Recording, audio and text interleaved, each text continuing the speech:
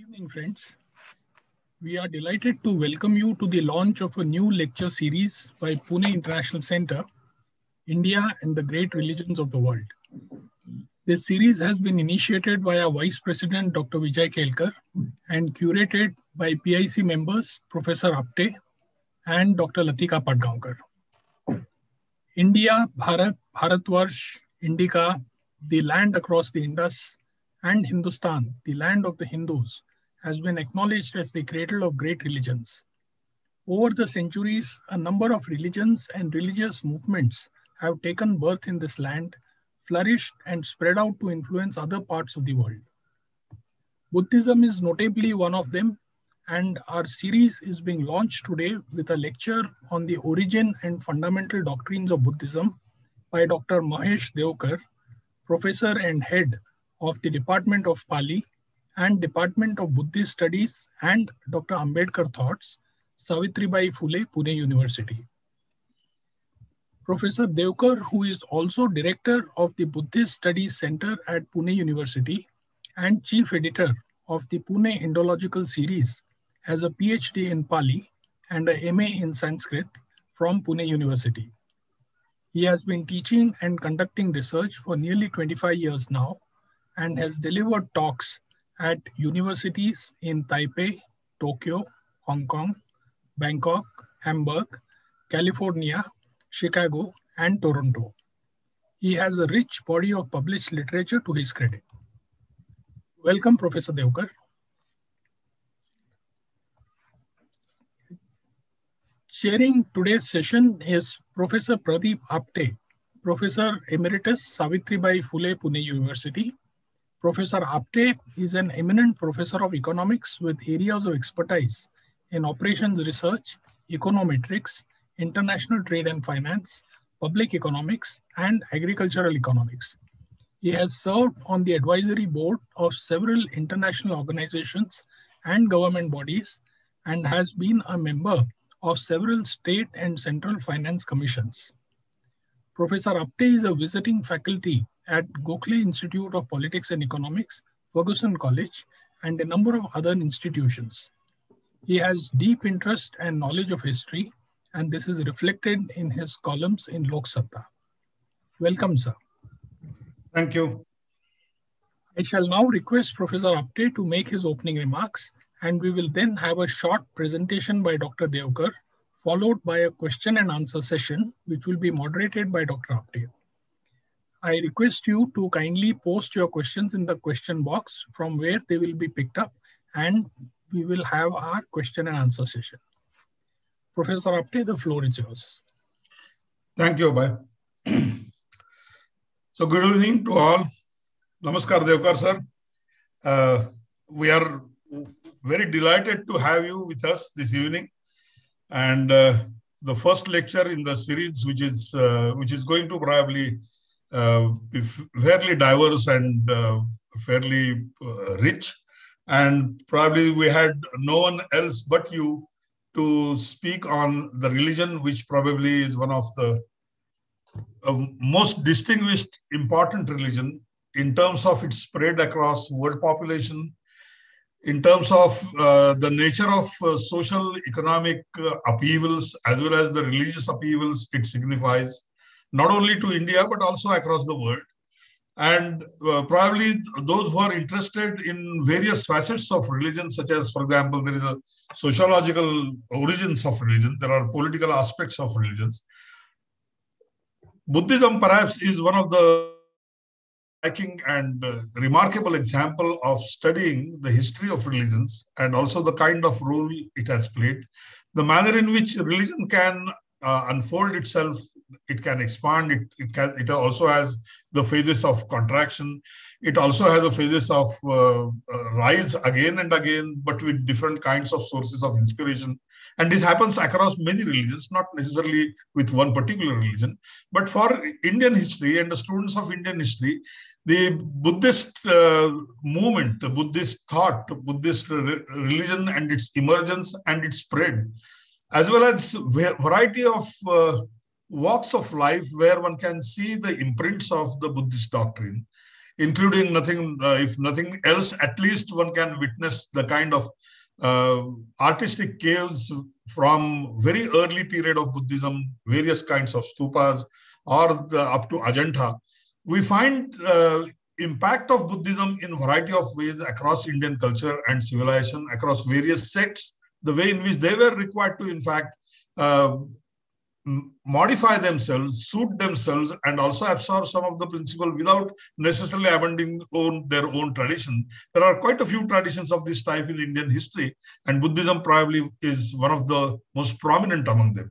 So we are going to start with Buddhism precisely for this reason, because study of Buddhism poses us an opportunity where all those aspects concerning religion and its role and its evolution together with the society is best exemplified when we study Buddhism. So that's the reason why we start with Buddhism. There are many sects, there are many branches of Buddhism as well, just like there are many branches of other religious traditions as well. But studying Buddhism provides one kind of a more unifying platform for understanding evolution of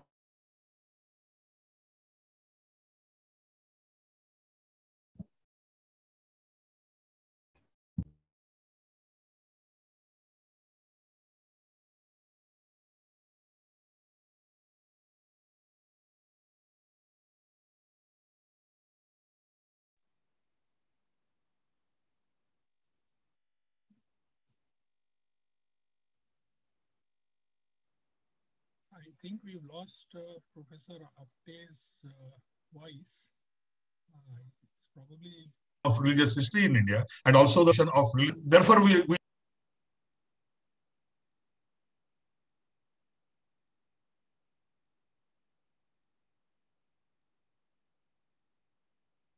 Professor Apte, you are mute. No, Amresh to call Professor Apte, and then saying that Abhay will be requesting Professor Devkar to start. No, I'm back, sir. Okay. So we can't hear you. Yeah.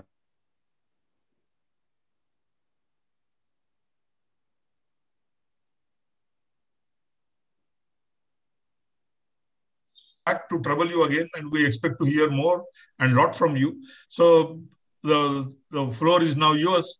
Please start with your presentation.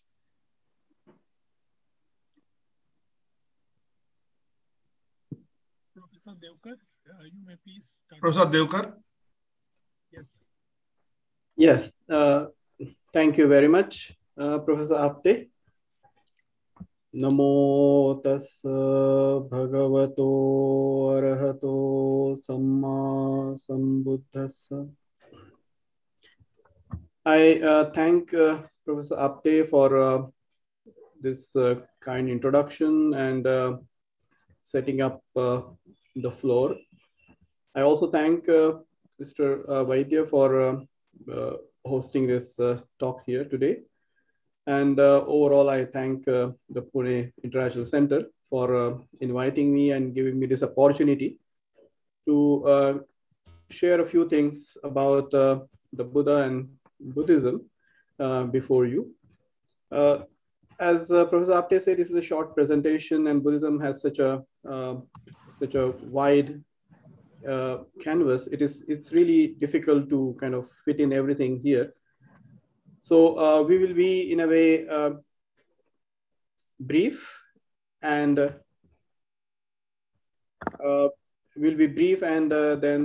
we'll be only talking about few fundamental things, fundamental doctrines of Buddhism. So let me now start. As you all know, I mean, when we talk about Buddhism, we have this famous formula of threefold refuge.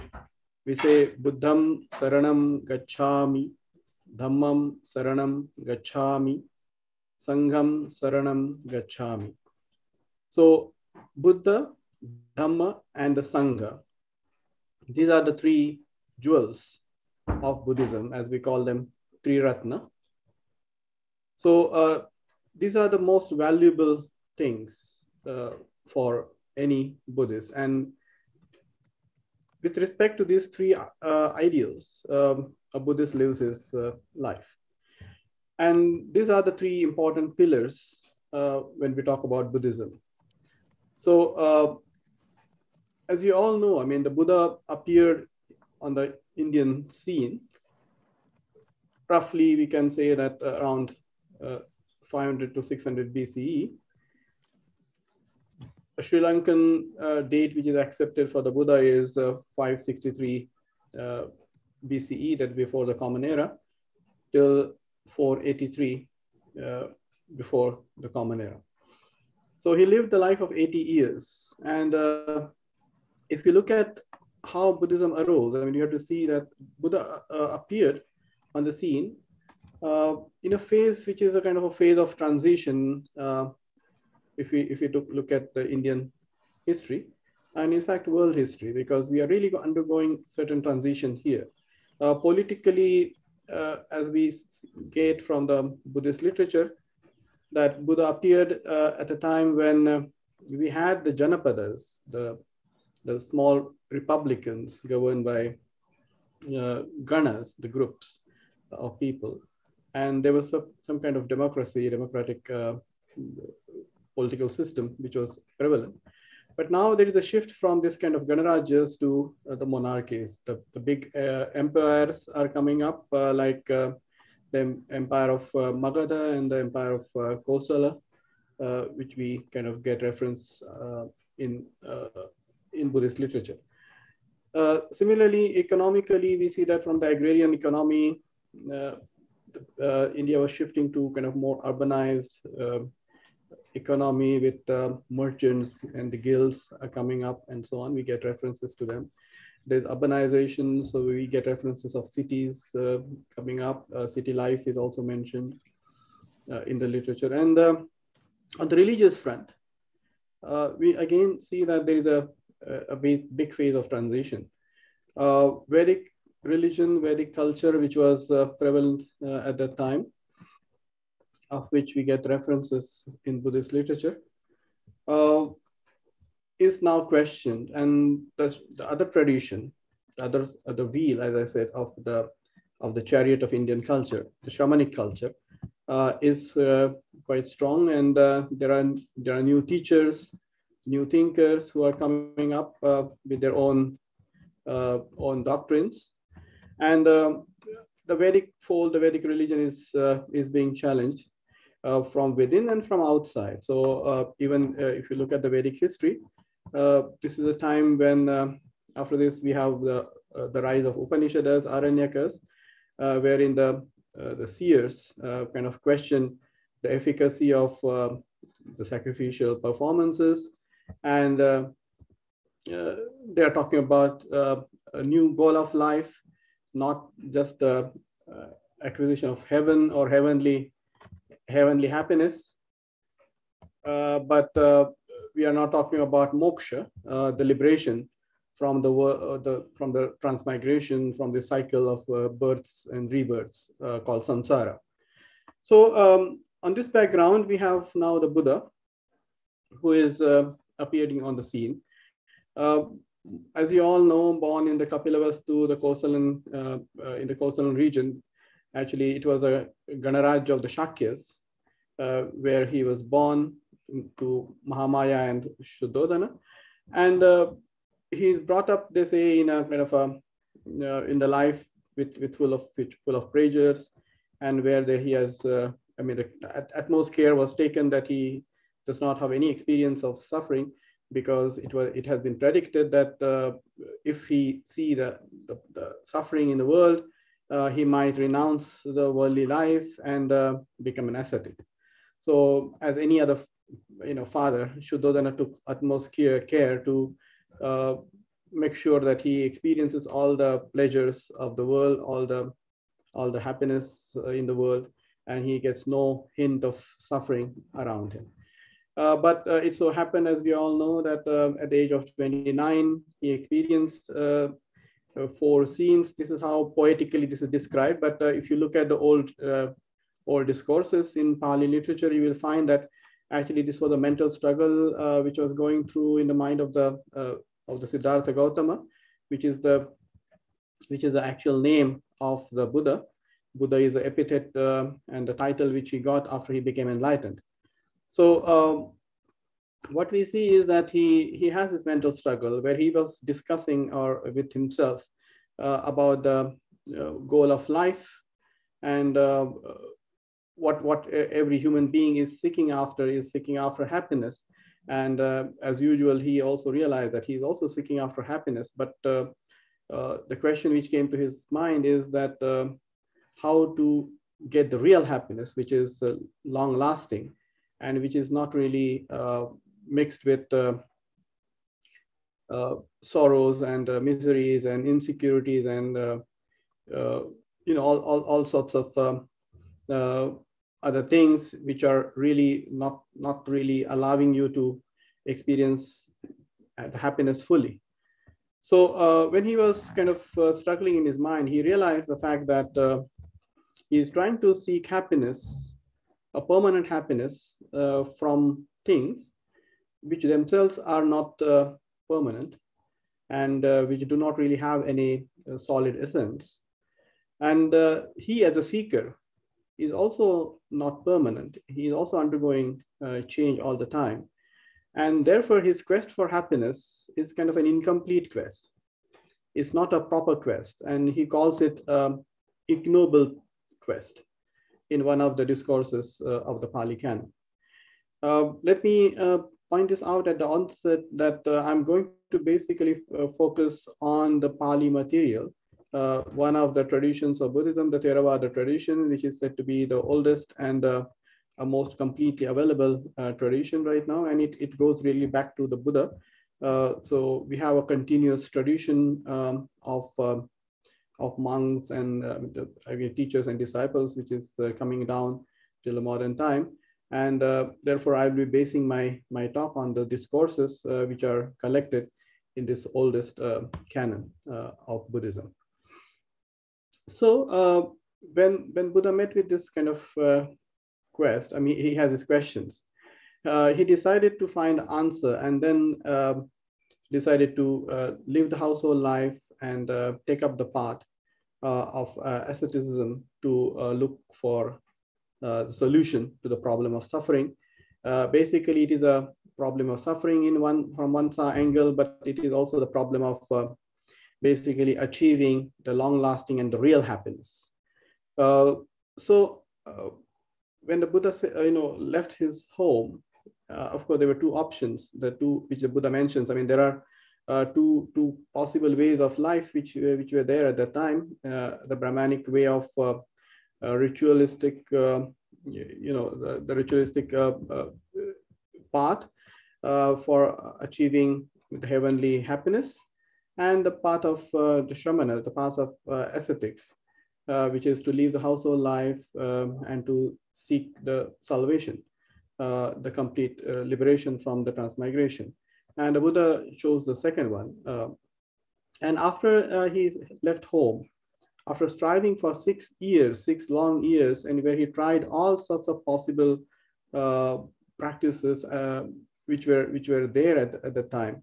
So he tried the austerities, which were already prevalent at that time, because Jainism was a precursor, and we had the practices of what they call is like self-tormentation and self-mortification. And there were several other practices, the practices of Hatha Yoga, the pranayama kind of things, which were also there, which are described in the text. And whatnot. I mean, he starved himself. He carried out the fastings, and whatever was available at that time. So he in a way tried all the paths which were available to him. He also went to teachers, the teachers of meditation, the Samadhi Marga, who taught him 7 steps and 8 steps respectively of the meditation. And he really advanced a lot in that. He even mastered those to such a degree that both these teachers, they offered him the leadership of their groups. But Buddha was not really satisfied. He was really seeking for something which is where he can really purify his mind of all the impurities of the mind and achieve a state which is a permanent state of happiness and purity. So he left them, and then he walked his own way. This is something which is very fascinating. I always feel that Buddha, for his 6 years struggle, he tried so many different things, and he practiced them to its limit. And the moment he realized that this path is not really helping him, he shown the courage to give it up and then start from a scratch and try to find out a new way. This really kind of requires lots of courage, and he did it not once but several times till he finally found his own way of the dhyana marga, the meditation, wherein he combined the practice of what he called the serenity meditation or the concentration meditation with analytical meditation, which is called Vipassana meditation. I think most of you must have heard the word Vipassana, which has been made so popular now by Acharya Sen Goenka and others. So the type of meditation which he practiced is a combination of the mindfulness meditation and the analytical meditation. So with the help of that, on the night of Vaishak Purnima, the full moon night of the month of Vaishak, which we just had on 26th of May, he had his what we call as enlightenment or awakening. The word Buddha actually is derived from the root Bud in Sanskrit and Pali, which means to know or to be awake. So he is called Buddha once he had this enlightenment experience, and he's so called because he then understood or realized the truth of life, and he is called Buddha because he was awakened from the sleep of ignorance. So at that moment, he got this title called Buddha. Now here at this point, we should really take out some time to understand what that Buddhahood signifies and what does that mean. If you look at the Buddhist path, the Buddha realized that the problem of suffering is basically rooted in two aspects. One is the cognitive aspect of knowledge, and second is the emotive aspect. And this emotive aspect is ultimately actually also rooted in the cognitive fold. So because we have ignorance, because we do not understand the real nature of things, real nature of ourselves, real nature of the world around us with which we interact, we kind of end up in giving wrong emotive responses. And so wherever there are pleasant feeling, we crave after them, and wherever there are unpleasant feeling, then we want to push them away. So there is a kind of an emotive response of rejection. And this kind of creates what we call as the tension, which ultimately gives rise to this uneasiness, which we call as suffering, dukkha. So the Buddhist path is basically the path of knowledge. So it is said to be very important to get that understanding, to get the knowledge of the reality. And this is what the Buddha actually got when he became enlightened, or he became awakened. Now, awakened is basically the term which we use nowadays, not the enlightenment, because that somehow kind of is connected with the idea of enlightenment movement in Europe. But what Buddha actually experienced, we simply call it awakening. This another aspect of the word Buddha, which is connected with the same root Bud, but with another meaning, and that meaning is to bloom, just like the blooming of flower. So when we say like the flower blooms in its full capacity, that signifies a perfect development of a human personality, and this is what he achieved.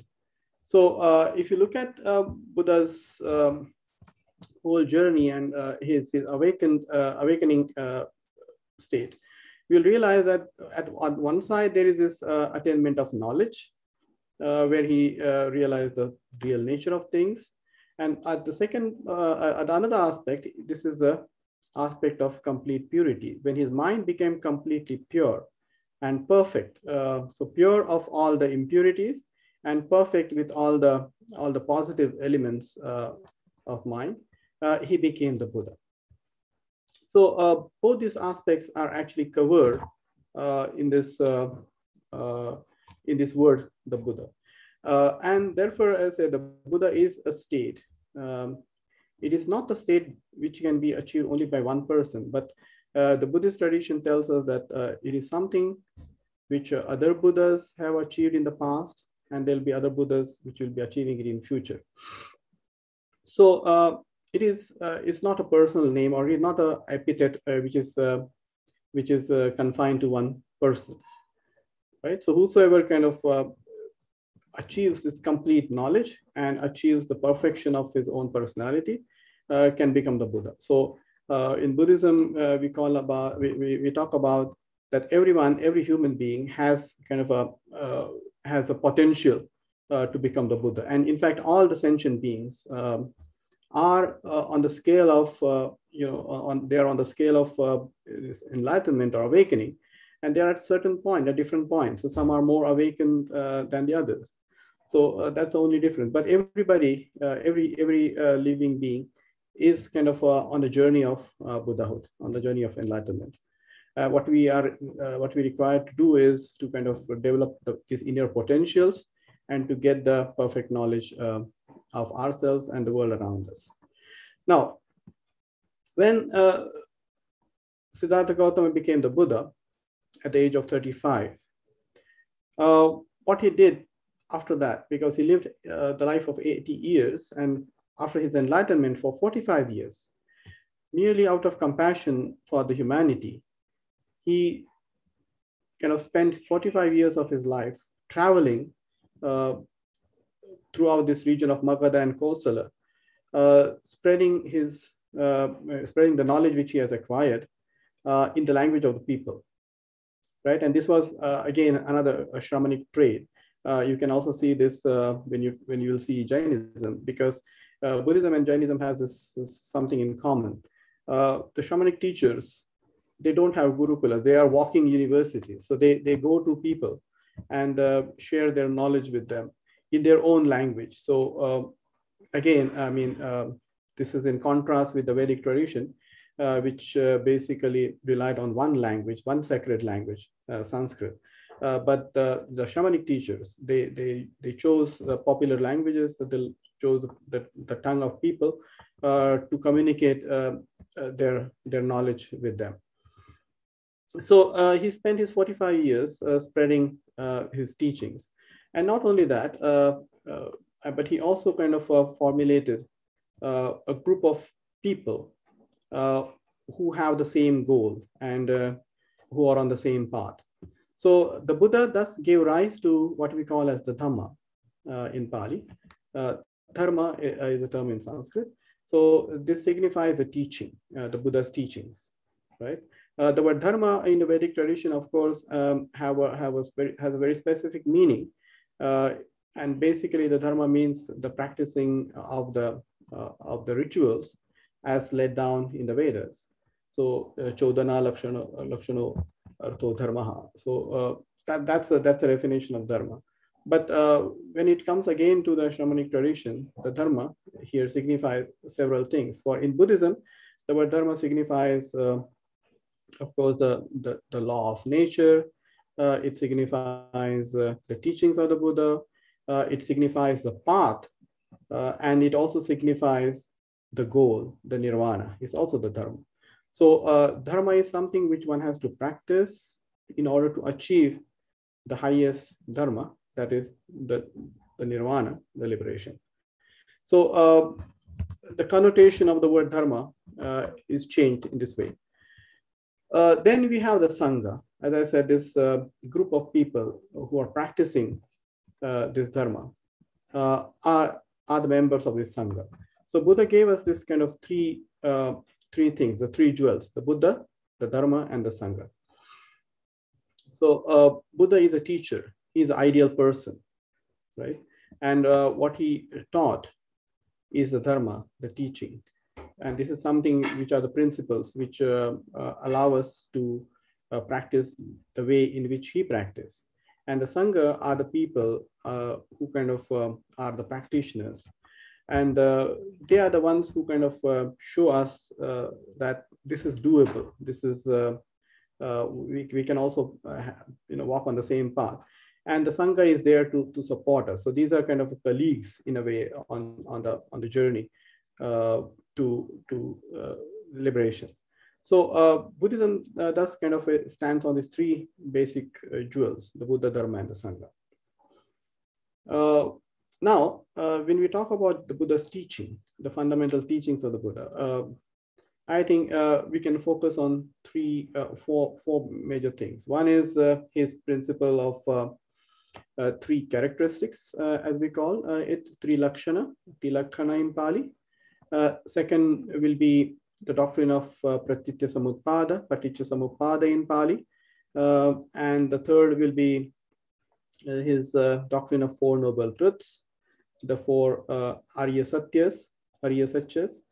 And lastly, the path, Eightfold Path, and the path of meditation, Shila Samadhi Pragya, and the path of Shamatha and Vipassana. So let me start with this Trilakshana. As I said, when the Buddha, he in the night of awakening, he realized the true nature of the world, of the samsara. And this is very important because it is said that our problem of suffering starts because we don't understand the world in its true sense, the true nature of the world. And Buddhism talks about these three things, the three characteristics. The first characteristic is impermanence, anitya, or anicca in Pali. So impermanence is the first factor. Of course, impermanence is all evident. We all see it. We all experience it around us. But it is something, I mean, it's a different thing to see it around and really to experience it, and it becoming the part of our own life. I mean, of course, now with the corona, I think people are realizing impermanence more than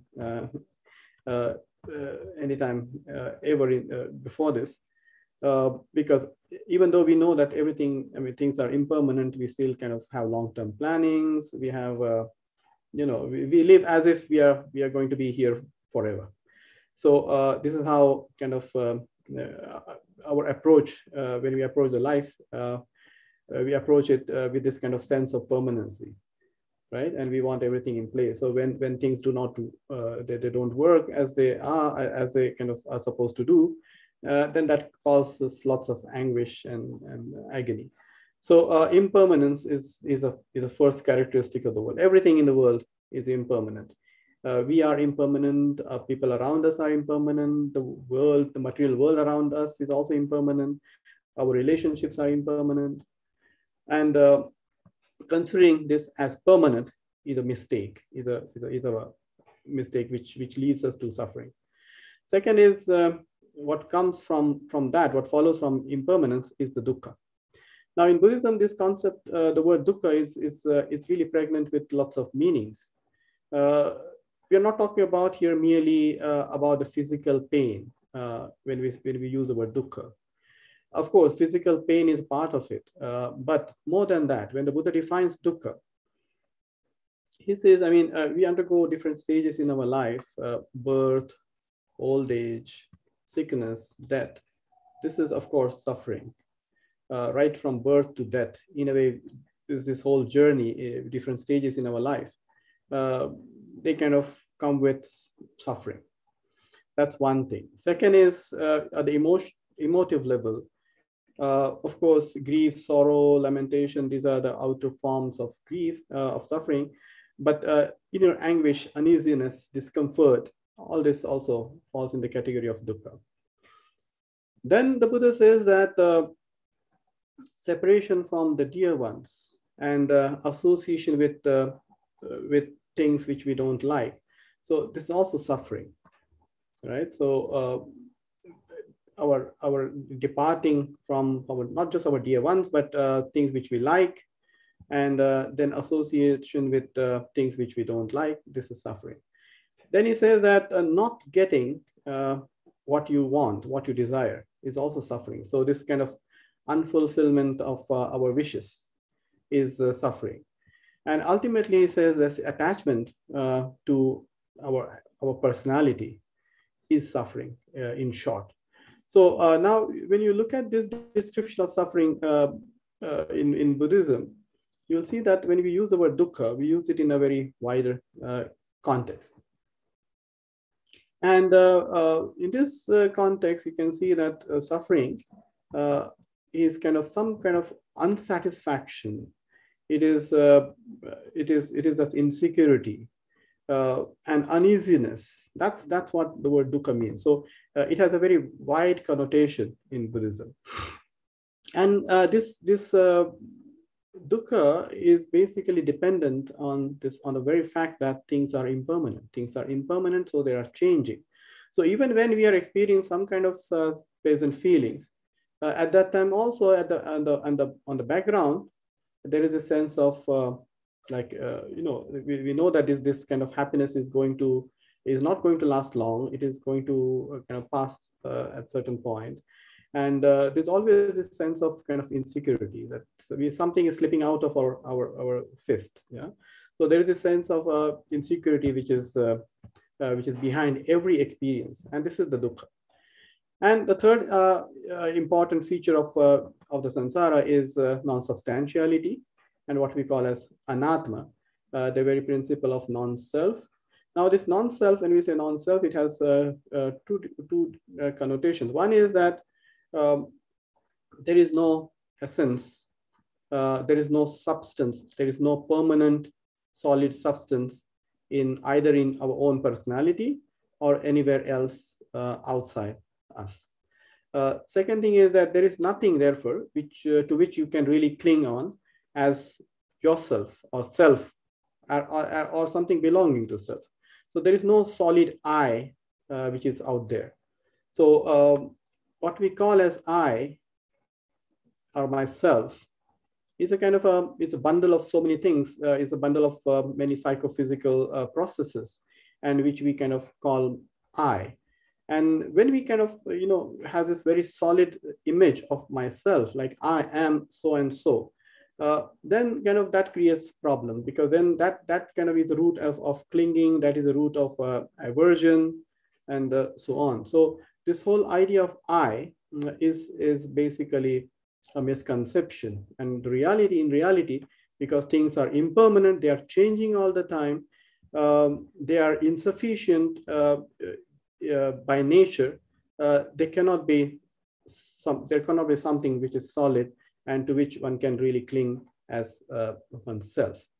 So these three characteristics of samsara, and these are very important, because for the Buddha, all the suffering starts because we treat what is impermanent as permanent, what is dukkha as sukha, and what is non-substantial as substantial, or what is not self as self. And this is where the problem starts.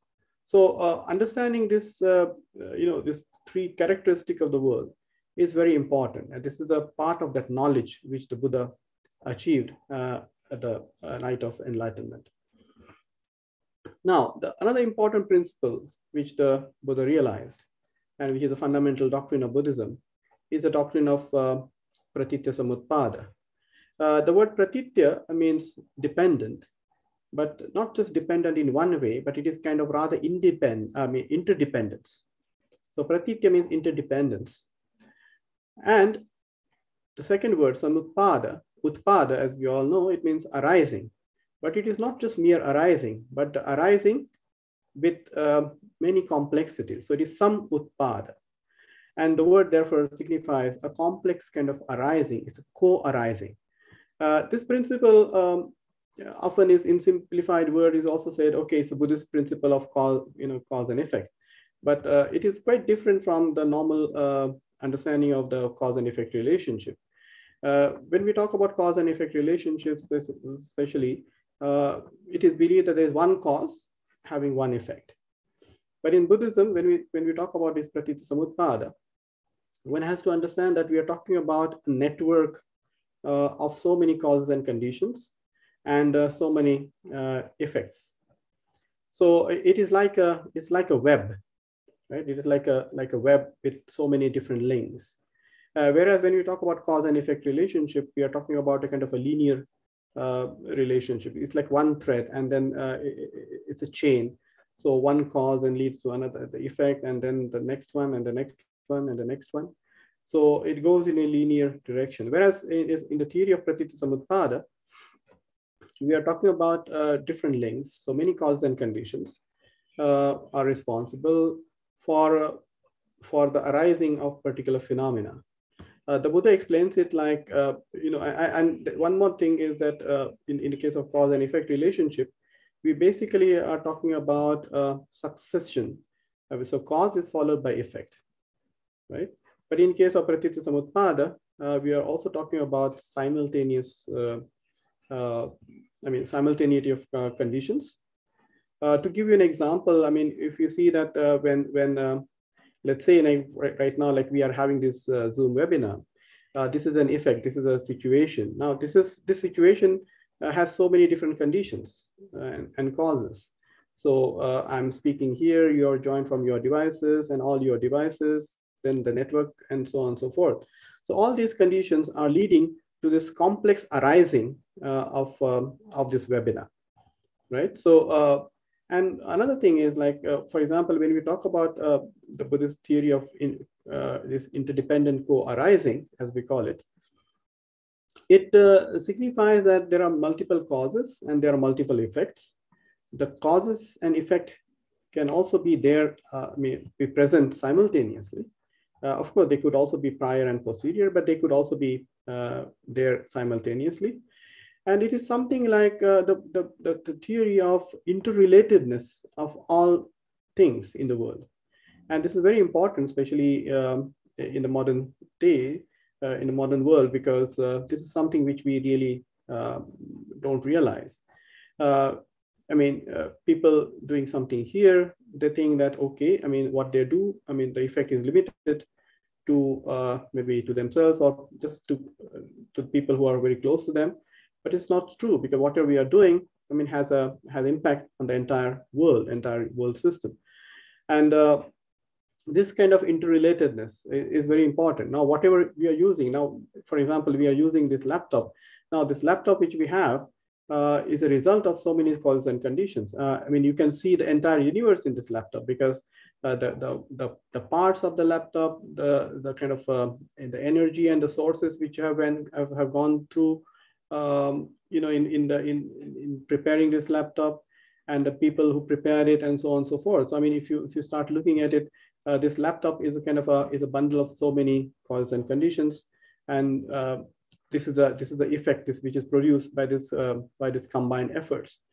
So when I'm using a laptop, I'm just kind of in a way being served by so many causes and conditions, so many people whom I even don't know. So this particular theory of Pratityasamutpada is also the theory which is at the root of Buddhist principles of impermanence and the Buddhist theory of non-substantiality or non-self.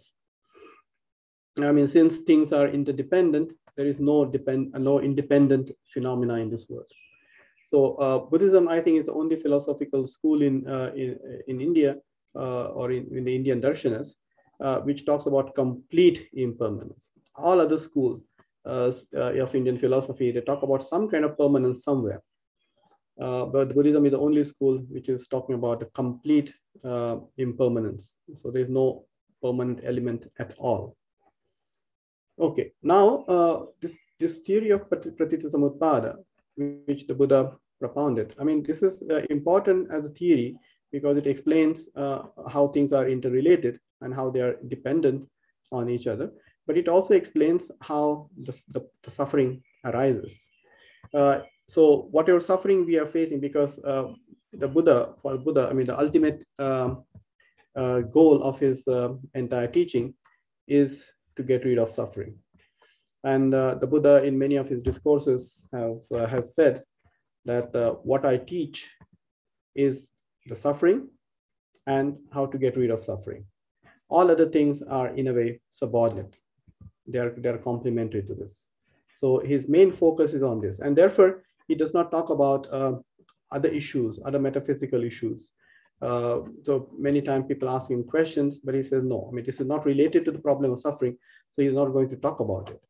So, so the Buddha, I mean, the whole focus is on the problem of suffering. Now, Pratitya Samutpada, this particular doctrine is important because it explains how suffering arises and how it is dependent on causes and conditions. Now, as you know, I mean, everyone has this desire to be happy, to attain happiness. But at the same time, everybody experiences suffering. Now, different traditions analyze the problem of suffering, and then they ascribe the cause of suffering either to some kind of nature or destiny or God or Saturn, I mean, whatnot. But in case of the Buddha, he said the cause of our suffering, the cause of human suffering is ignorance, is craving. So the cause is within ourselves, right? And this is not somewhere outside. Now, when the Buddha analyzed suffering, he kind of went on analyzing the causes and conditions which lead to suffering. And he has this formula of 12 links, which is well known as a formula of Pratitya Samutpada, where he explains how ignorance gives rise to ignorant volitions, our desires and actions, and then how these ignorant actions give rise to the karmic force, which results into births, and then how when people are born, I mean, they interact with the world outside, they have contact with the world outside, and then which results into feelings, and then how when we respond wrongly to feelings, we end up in having craving. And then when we have craving, it ultimately results into clinging. And when it again kind of leads to ignorant, ignoble actions. And this is how the whole circle, the cycle goes on. And ultimately, we give rise to suffering. So the suffering is basically not coming from outside, not coming from any supernormal entity, but it is basically rooted in our own self, rooted in our own ignorance and craving. So this is the discovery which the Buddha made, and then once we have this discovery, which is later on translated into his very famous doctrine of Four Noble Truths. So when Buddha realized this doctrine of Four Noble Truths, he says that the moment, when I realize this Four Noble Truths, then alone I call myself the Buddha, not before that. So Buddhahood and Four Noble Truths, they are so closely connected that we can say that Four Noble Truths is the enlightenment, and enlightenment or the Buddhahood is nothing but Four Noble Truths. And this is the very first thing which he taught to his first 5 disciples. Now, as I said earlier, that when Buddha explained the Dukkha, he explained its wider connotation. And then this is the first truth out of the Four Noble Truths. So Dukkha is the first noble truth. And it is important to understand this Dukkha in its fullness. We have seen this now, even now. Unless and until we realize the Dukkha, one does not really strive to find a path which can lead us out of it. So it is an important, thing to realize the dukkha. And we have seen that unless and until the Buddha realized the suffering around him or within him, he did not really started to strive after it. Even now, we see that we see there's so much suffering around us, but we start acting only when that suffering and that realization goes deeper in our hearts, right? So unless and until we have the understanding of dukkha, the realization of dukkha, one does not really strive to find a solution to it. So dukkha is the first noble truth, which the Buddha realized, and then he started investigating into it, and he discovered the cause of the suffering. I have already mentioned ignorance and craving as two major causes of the suffering. So this is again a unique feature of Buddhism, that Buddhism does not kind of try to locate the cause of suffering somewhere outside, but within oneself. And once we realize that the cause of suffering is ignorance and craving, then it also kind of implies that there is a possibility of getting rid of the suffering, dukkha nirodha. So dukkha samudaya, the origin of suffering, that's the second noble truth. And the third noble truth is the cessation of suffering. So when we get rid of the ignorance and the craving, that itself is what we call as the nirvana, the end of suffering. So end of suffering is the end of ignorance and craving. So once we have this assurance that it is possible to get rid of craving and ignorance, then we can have the assurance that we can end the suffering. And this is called the truth of the dukkha nirodha, the cessation of suffering. And once we have this realization of the third noble truth, the fourth noble truth is the path, is the Eightfold Path, which leads to that cessation of suffering. So in a way, this Eightfold Path is an action plan for realizing this third noble truth. So these are the four truths. And this basically kind of have this model, which later on we can see that in the Ayurveda, we have this 4-4 formula used in the context of diagnosis. So there is a suffering, there is a disease, then there's a cause of disease, then there's a cure of disease, and then there is the remedy for achieving this cure of suffering, cure of disease. So the same 4-4 formula kind of is used by Charaka in his Samhita. So this Buddhist principle of Four Noble Truths, again, as it is applicable to the problem of suffering, it can also be applied to other things. So it as a formula, it has a kind of a wider application. But this is a fundamental teaching of Buddhism. Now, when we see the path leading to the end of suffering, Buddha basically, when he talked about getting rid of suffering, if you look at the Eightfold Path, what are the 8 steps? What are the 8 limbs of this path? The 8 limbs include 3, you can say 3 major kind of steps. One is morality, what we call as Shila. Second is called Samadhi. And Samadhi is basically integration of our positive energies. And the third thing important, the most important thing is wisdom, insight, prajna. So this is a formula, this is a action plan, which has 3 major aspects. So in the Eightfold Path, Buddha talks about right actions, right speech, and right livelihood. Now, this is very important because this forms a foundation, which is a moral foundation of any practice. So according to Buddhism, this Shila is a foundation. Without that foundation, no practice can succeed. So Buddhism gives fundamental importance to morality and righteousness. So right action, physical action, right speech, and right livelihood. These are the three elements of the Eightfold Path, which form the Shila aspect of this path.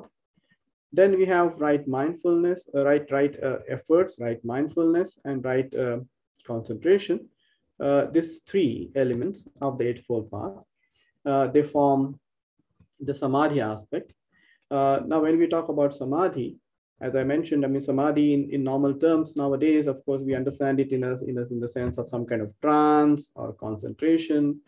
But when you look at Buddhism, in Buddhism, the word Samadhi is used in the sense of integration of all the positive energies of our mind. This is kind of equated with the conical roof of a hut. They say that as in the case of in a conical roof of a hut, as all rafters are pointed in one direction. In the same way, when we talk about Samadhi, all our positive energies, they are directed in one goal, and that goal is liberation. So this is Samadhi, and this is achieved through right efforts. Now, these efforts are efforts of keeping our mind safe, or you can say free from all the mental defilements, mental impurities, to guard it from it. And whenever we notice that there are some kind of defilements, to get rid of them immediately, and then to cultivate the virtues and to protect or guard them from getting diminished. So this is the right effort, and the right mindfulness. This is an important role because the whole Buddhist practice is mindfulness. Without mindfulness, no practice can succeed. So mindfulness is a cornerstone of Buddhist practice, and therefore it is so fundamental that awareness, even if whatever you take, I mean, if one has to practice the morality, one has to cultivate mindfulness, because our mind acts so fast that whenever we get a situation around us, we immediately respond to it, and it is kind of a reaction and not a proactive action. So we need really that kind of a moment of mindfulness whenever we are reacting. So this mindfulness is a cornerstone of the entire Buddhist practice, along with, and then we have the Samadhi. Without mindfulness, we cannot have Samadhi. And then the last two aspects of the Eightfold Path, the right view and the right thought. This is called the aspect of prajna. Now, right view is very important because, I mean, in the case of all the traditions, I mean, you can say that morality is a common factor in most religious traditions. Of course, all the religious traditions, without morality, we cannot really think of a religion. In many religious traditions, we also have some or the other type of meditation, the ways of cultivating your positive energies. In Buddhism, the most important and striking feature is this cultivation of right view. So a right view, when we talk about right view, this right view is basically the right understanding of the world and the personality of our own self. And so it includes basically the understanding of the three characteristics of the world, samsara, the anitya, dukkha, and anatma, and also understanding of this principle of dependent origination, pratitya samutpada. So this forms the right view.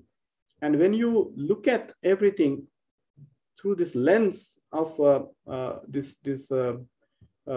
major kind of, we can say, principles, then alone your practice becomes different. I mean, morality practice with the idea of non-self. Morality practice with the idea of dependent co-arising, right? Right speech practice with all this. So, I mean, whenever every act of yours, whenever it is backed by the right view, then it becomes a Buddhist practice, a Buddhist path. And then right thoughts. The right thoughts are the thoughts of attachment, thoughts of non-aversion, And these are the thoughts of non-injury. So always kind of about the goodness or the happiness of all sentient beings. So for all the Buddhist practices, whatever we do, there is always at the end dedication of all the merit for the liberation of all the sentient beings. So every Buddhist practice ends with this kind of dedication of the merit to all the sentient beings. So ultimate aim of a Buddhist practitioner is not just a self-realization, but the realization, the wish that all the sentient beings in the world, not just human beings, but what sentient beings, get awakened. I mean, they kind of progress on this path of awakening, and ultimately all sentient beings become awakened. This is the resolve which every Buddhist is expected to make, and then strive after that. So this is a complete program. Now, when you look at this Buddhist path, we can see that Buddha has given utmost importance to mind, to consciousness, to one's mind. So, and therefore, when we talk about what is Buddha's teaching, it is kind of summarized in a short stanza in the Dhammapada, which says that Sabba Papasa Akaranam, Kusalassa Upasampada, Sachitta Pariyodapanam, Etam Buddhana Sasanam. So these first three lines of this small stanza, they summarize the entire teaching of the Buddha. He said the first step is not doing any evil. This is the first step. So first step of any practice, any spiritual practice, is to stop all the wrongdoings, mentally, verbally, and physically. So therefore, in a Buddhist practice, we start with the Panchashila, where we take a vow to abstain from killing, stealing, sexual misconduct, misbehavior, and intoxicants. So it starts with this kind of a resolve to abstain from all sorts of wrongdoing. Then second part of this practice is, of course, to cultivation of all good things. Yeah, kusalassa upasampada. So this is an acquisition and development and perfection or accomplishment of all the virtuous things. And lastly, and most important, sachitta pariyodapanam, purification of one's own mind. So the Buddhist practice is ultimately the practice of mental purification. Now, when we talk about mental purification, purifying the mind of all wrong notions, all the dogmas, all the evil thoughts, right? And this purification also involves kind of giving up of wrong notions and ideas, and to kind of, in a way, to give up all the conceptions of our mental, which are basically nothing but mental formations. Because when we see the world around, we construct the world in our mind according to our own likings, according to our own views, our own ideas, and then we respond to the world in accordance with those ideas and conceptions. So the entire Buddhist path is basically the path of mental purification.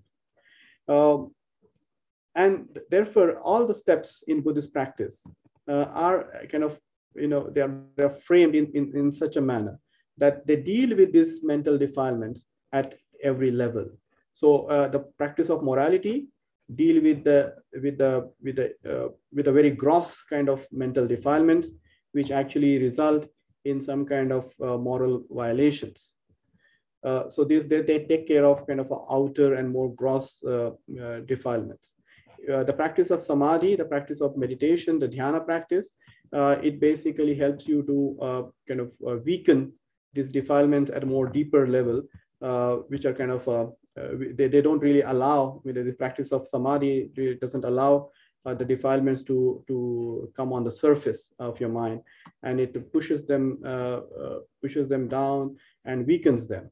And ultimately the practice of prajna, wisdom, where you have this kind of understanding of selflessness, impermanence, suffering, and dependent co-arising.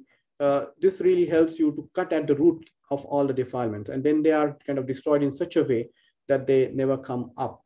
And this kind of prajna, it deals with a very deeper level of defilement, which are called the latent defilements, the anushaya kleshas. So the whole program of Buddhist practice is framed in such a way that it works on your mind at different levels, at the very gross level, at the intermediate level, and the very subtle level. Now, just to kind of end the talk with few remarks on the you can say on the specific features of Buddhism. Buddha, as a master of this religion, is a human being. He's not. I mean, Buddha never claimed any kind of divine, status for himself. He is not a god. He is not a prophet, right? He is a human being who has become extraordinary with his own efforts, with his own practice, with mental purification. So that's one important feature. So he is very much linked here with the earth. He's a person on earth. He doesn't come from heaven, right? That's one thing. Second thing is that, as I said, the Buddha has this extreme openness and open to scrutiny. He never asked his disciples to submit to himself. Even though we take this Trisharana formula, Buddham Sharanam Gacchami, what actually it means is that I consider Buddha as the refuge. And when I say refuge, that means it is something which whom we can idealize, right? So, I mean, there is no surrender to the Buddha, because the Buddha is many of the discourses of the Buddha, he's a person who kind of gives freedom to a human will. So he says that everyone should examine. So he said, examine me as a teacher, examine my teaching, and only then, when you find it working for you, when you find it right for you, only then accept it. Otherwise, don't accept it. So he gives this freedom to his disciple, and therefore in Buddhism we say that the Shraddha is not the kind of surrender, but it is rather the confidence which one acquires gradually after practicing the path. Another important feature of the Buddha is that he gave importance to the mind, and his practice is something which is accessible to any human being. So this is something which is very important, because there is nothing metaphysical here. There is nothing which is secret here. Everything is open, and this openness and this kind of accessibility of his teaching and of his path is something which made Buddhism, spread so fast and so wide in the world.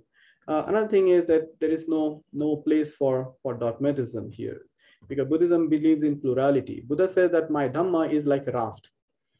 So when you cross the river, it is just a means to the end.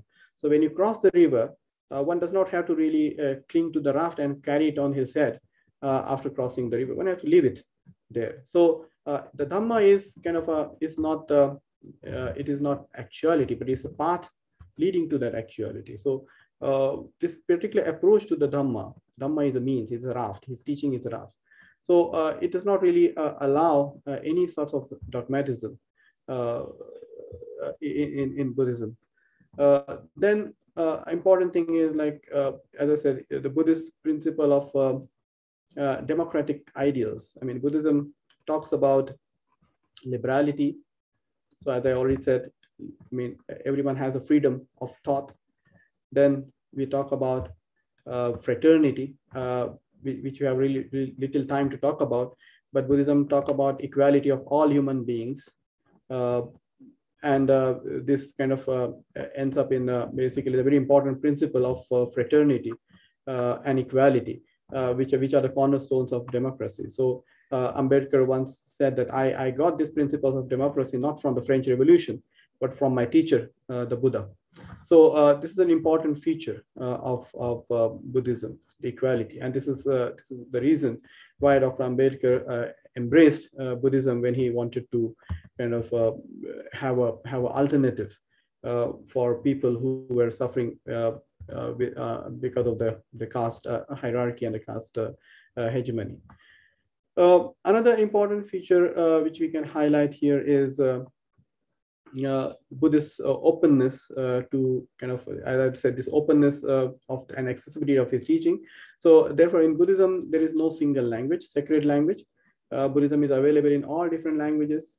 There is an important dialogue where the Buddha says that one should teach his doctrine in the language of people, right? So there is no sacred language, and therefore Buddhism could travel outside the boundaries of India in different cultures, so and different regions, and the Buddhist words were translated in so many different languages of the world, even when the lifetime of the Buddha.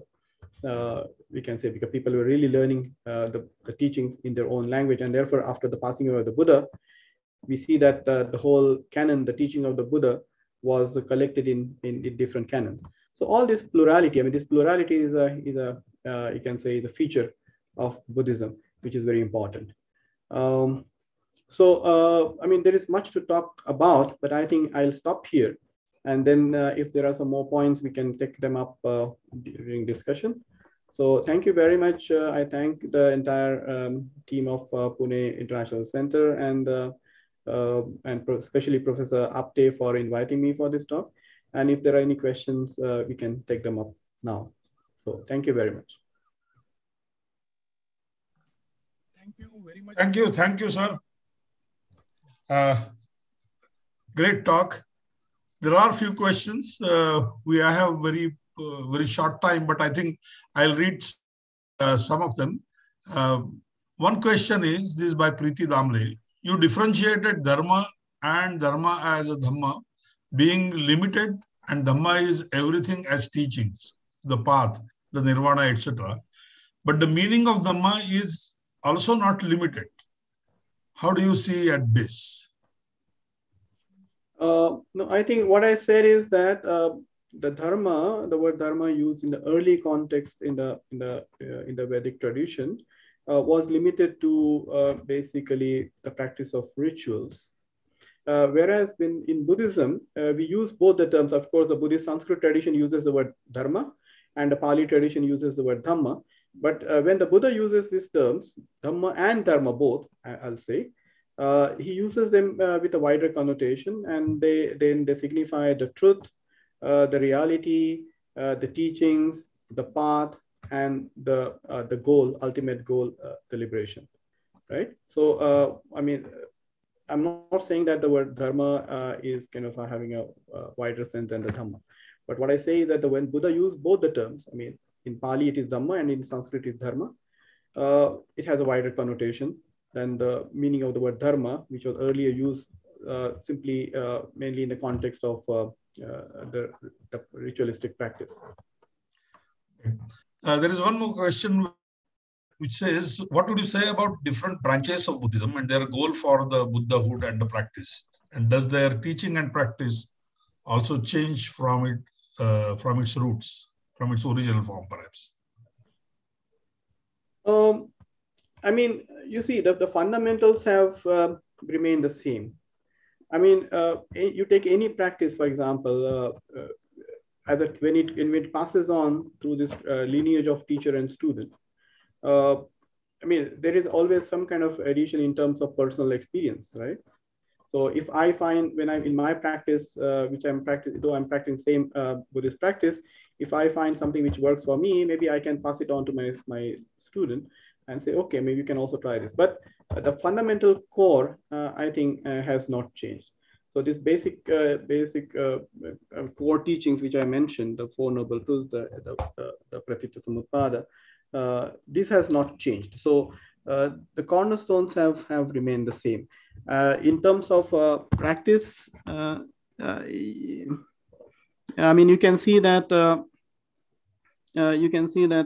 there are different teachers, different masters, and in Buddhism also, like if you take the practice of samadhi, there are so many different objects of meditation which are given. So accordingly, the practice differs, but that does not really mean that the practice has changed fundamentally. So that's what I would say. There's one more interesting question which says, what if person has no suffering? And does it mean that he or she has nothing to look forward to in life? And Is there nothing to explore them? How would Buddhist philosophy address it?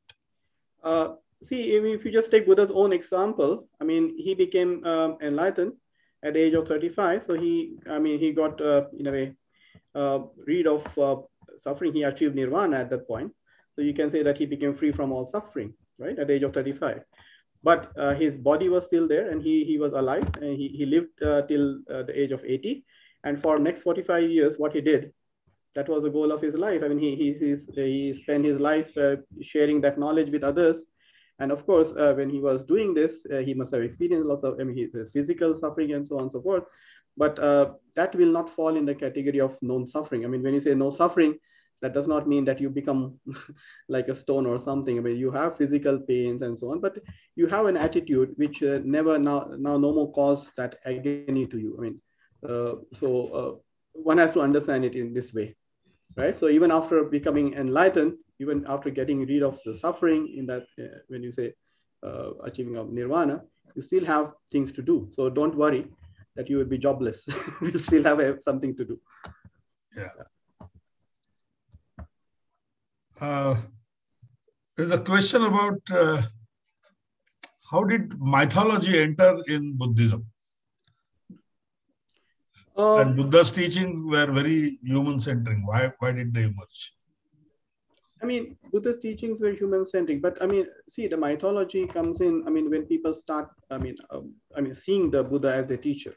So as I said, I mean, there are so many depictions of Buddha's life, right? So we find certain, elements of it in the original text, but then there were poets, and there were I'll not say devotees, but I mean the disciples, and they want to see their teacher in a particular way. So when people have their heroes, then they kind of start depicting the hero in their own way, the way they see it. I mean, the way they see the person, right?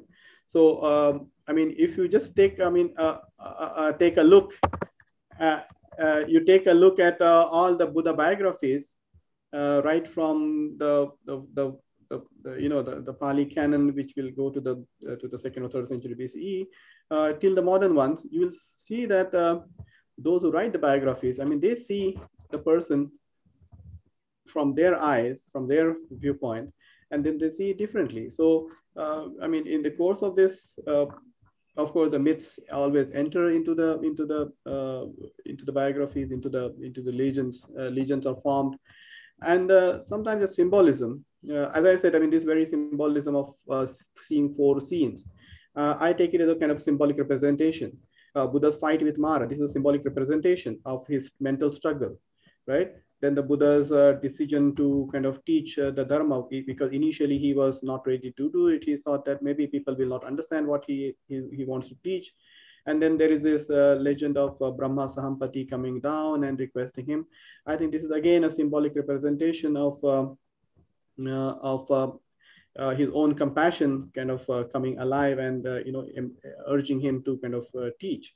So I mean, in terms of writing about the person and the personality, I mean, people take different approaches, and as a result, I mean, different myths develop. So I mean, as I said, I mean, this happens. You can see if you just take modern examples. I mean, those who kind of taught against rituals and against idols. I mean, their followers kind of, they see them indifferently, and they do exactly the same, right? So this is a human tendency, and I think the followers of Buddhism were not different in that respect. In this but I mean, context, sometimes the symbolism is also important. I mean, because you can really uncode those symbols and get deeper meanings out of it. Yeah, sorry. Yes. Yeah. There is also a question about the attitude to rebirth, because there are several Jatak Kathas, for example, and there is a very frequent reference to a rebirth kind of a argument or depiction, not really an argument. So what is your view of this? See, the traditional Buddhism does accept rebirth. Now, but rebirth is not kind of a central, so to say, doctrine in terms of Buddhism. So Buddha himself has said in one of the discourses whether you accept the other world or not, I mean, still one can practice the path which he has shown. And very interestingly, he says that there is a sutta called Apannaka Sutta in the Majjhima Nikaya. I'll also give you the reference. So the Buddha says that when you act, when you act in a good way, yeah, you are praised by people, and you yourself are satisfied. You're all satisfied, and you people praise you for all your good things, and they kind of they experience that goodness. And if at all there is a rebirth, you will be benefited double by getting all those rewards in the next life. Similarly, when you do wrong things, I mean, you suffer yourself, and you, because of your wrong actions, others suffer. And let's say if there is a next life, then you will suffer more. You will suffer doubly, because then you also have to kind of undergo sufferings in the next life. So, so Buddha says, I mean, no matter whether you accept the next world or not, but still one has to act morally, one has to do good, and one has to avoid wrong. So even though rebirth is there, and in the Jataka tales, the rebirth is kind of they're brought in with a special purpose, because tradition basically wants to highlight this point, that in order to become the Buddha, one has to perfect several virtues. And this is done not just in one life, but several lives. So several lives Buddha spend in perfecting all these virtues, all these positive attitudes. And this is again another difference which we can say, that for example, in Hinduism, we talk about avatara kalpana is there. So there is this idea of reincarnation.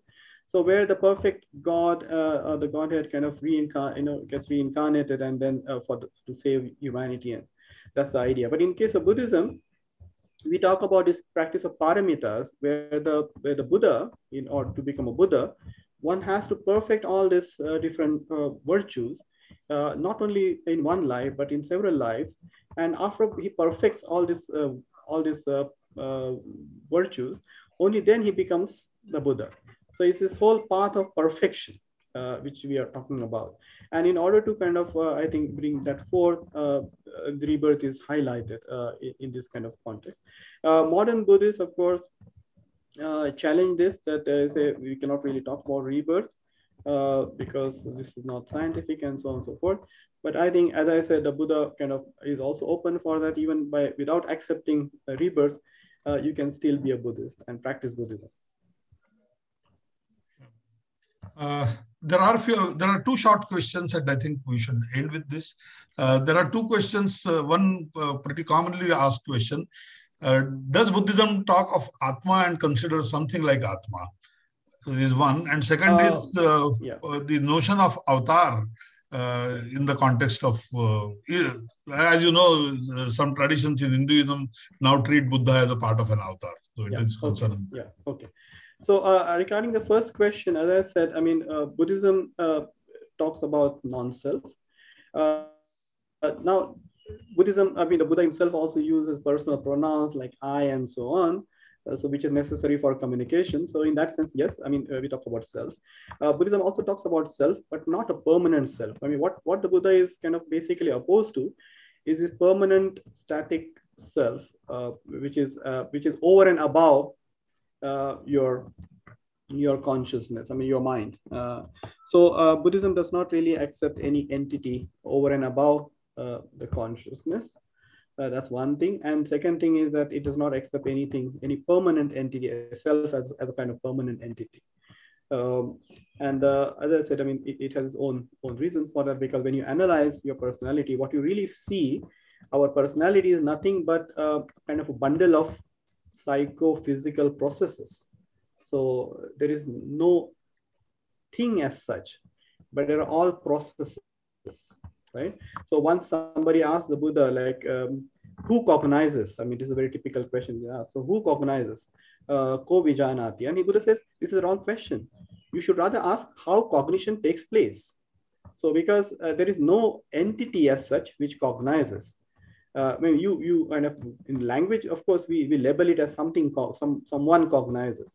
But he said this is a wrong way of putting a question. You should rather say why cognition arises, how it arises, what are the causes and conditions which lead to this phenomena of cognition. So therefore, Buddhism, I mean, modern philosophers often also kind of compare it with phenomenology. So because in Buddhism, we are talking about processes and not entity. And in that sense, Buddhism does not accept any permanent entity as such, right? So this has to be clear. I think we are running out of time, but still two questions. Yeah, and this last question about the avatara which you asked. So I mean, I'll just quickly respond to that.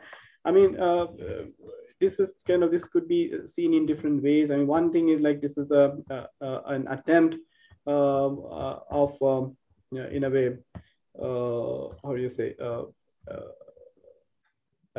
assimilate Buddhism and assimilate the Buddha in the Hindu fold. This is how one can look at it. And one interesting thing, I mean, I should also share with you that in the Buddhist text also we find this, also the counter idea. We see that the Buddha, because he teaches, but this is not found in the early Buddhist text. I mean, this is kind of this is there in the Mahayana text, that Buddha takes all different forms in order to teach his disciples. So, but this idea of the avatara is quite late, and I think it came very late, in a very late phase. But initially, of course, the Buddha is never treated as an avatara in the early stages of of Hinduism also. There is also one, I think this is the last question that I would ask. One frequently asked question is that if the Buddhist teachings lead to non-violence, and you find many regions in the world, nations in fact, where you find a lot of violence, and Buddhist societies are often associated with violence. You know, I mean, one has to really take this, I mean, understand this very, I mean, we have, what we talk about are Buddhist principles, right? And principles are something which we try to realize. It does not mean that everybody has these principles perfectly embodied in themselves. I mean, we cannot say that all Buddhists kind of, embody all these Buddhist principles which we talk about. I mean, similarly, we cannot say that all Hindus or all Christians, all Muslims kind of really embody all the principles taught in their religion, right? So, I mean, one has to really understand the difference between the principles and the practice. So, I mean, when we talk about principles, these are ideals which one is expected to realize, right? Now, how much one has realized that can be seen in the practice of that particular person or the community. Right? So those who are kind of indulgent in violence, of course, we can say that they haven't really, embodied those principles in them. Okay, I think there are quite a few questions, but I think we're running short of time. So yes, I said, I mean, this is, I mean, the topic is really vast. I mean, there is, we can really have talk on each single aspect of it. And but anyway, I think to start this this kind of inquiry is also itself a kind of a, I think, quite a success. And those who really want to learn more, I invite them, welcome them to the university and the Department of Pali and Buddhist Studies. So we have several courses out there. So for those who want to study Buddhism in depth and to read about them, there are lots of books available. So we have a nice, rich library. So I welcome you all to the Department of Pali of the Savitribai Phule Pune University for any further queries and questions. You're most welcome. Yes, thanks a lot, sir. Yes, Abhay. Professor Apte, could we have your concluding remarks, please? Yeah. I think it was a great talk, and I think it is a great introduction as well. You have covered really so many aspects, and I do understand the kind of tough job that you had at hand, that you have to cover so many things, quite novel things, quite a few things where probably terminology appears very similar, but the content is so dramatically different, because it is growing out of same traditions, sharing same kind of language, same kind of vocabulary, but impregnating it with very different kinds of meanings. And that's one major kind of a discipline that one has to acquire when one starts reading Buddhist literature. But I think this was a very good exposure for those who are very keenly interested in Buddhism. It tells what kind of things that you must bear in mind, even though the kind of terminology which is usually quite ubiquitous in many Indian traditions, when they are to be read in context of Buddhist literature, one has to go through much more deeper way of reasoning, which is very different from which is prevalent in other religious studies. So I think it was a great lecture, a great evening, and also very good questions, and you have dealt with them in such a short time. There are quite a few, I'm pretty sure. As I think we can share your email, and people probably can get in touch with you in the email as well, as you have invited them to the department. Please inform us in case there is some such kind of a program lecture which is meant for a wider exposure, or those who are interested in Buddhism, but a popular, not necessarily enrolling themselves with some kind of a course, a very long duration course in with the university. Please let us know the departmental activities of this type, and we will I can like certainly to disseminate share that this. Share this to all of you. Yeah, please. Yeah. So I thank on behalf of all of us, Professor Devkar, for such a wonderful talk and such a rich canvas of Buddhism that he has portrayed for us, which is of all sorts, all kinds of things which we need to know initially about Buddhism has been covered in this. We very heartily thank you for sparing time for us and sharing your views with us. Thank you, sir. Yeah, thank you very much for giving me this opportunity. And as I said, I mean, I can share this information with the Pune International Centers group, with I think with you and Ms. Pardesi, and then maybe you can share it with among your members. Yeah, so thank you very much. Dr. Kelkar, would you like to share your thoughts on today's presentation? No, I just want to add my vote of thanks to Professor Apte for absolutely masterly presentation of Buddhism. And it's pity that we didn't give enough time. Actually, could have probably talked a little more, enlightened us. But thank you once again. Thanks a lot, Professor Devkar. And we look forward to interacting with you again. Thank you very much. Thanks a lot. So Professor Devkar and Professor Apte, as I give the vote of thanks, I cannot resist the temptation to mention that the great Buddhist scholar Dharmanand Kosambi, his son, the mathematician and historian Dr. D.D. Kosambi, and his granddaughter, late Professor Meera Kosambi, had a close association with Pune.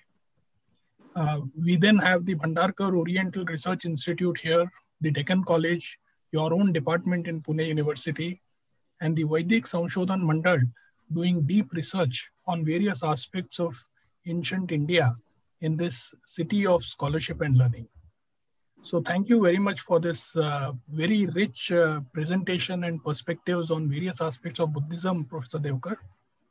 Thank you, Professor Apte, for curating this series, chairing this session, and for bringing in some very interesting questions and issues in this discussion. Finally, a big thank you to all our participants and to the back-end support from my colleagues Kiran and Amresh. Thank you once again. Have a pleasant evening. The event now comes to a close. Thank you.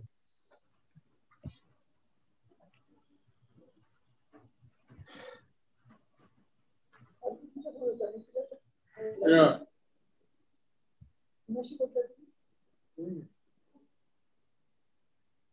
Thank you, Professor Apte.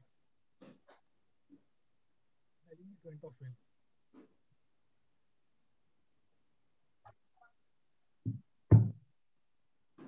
Thank you, Dr. Kelkar.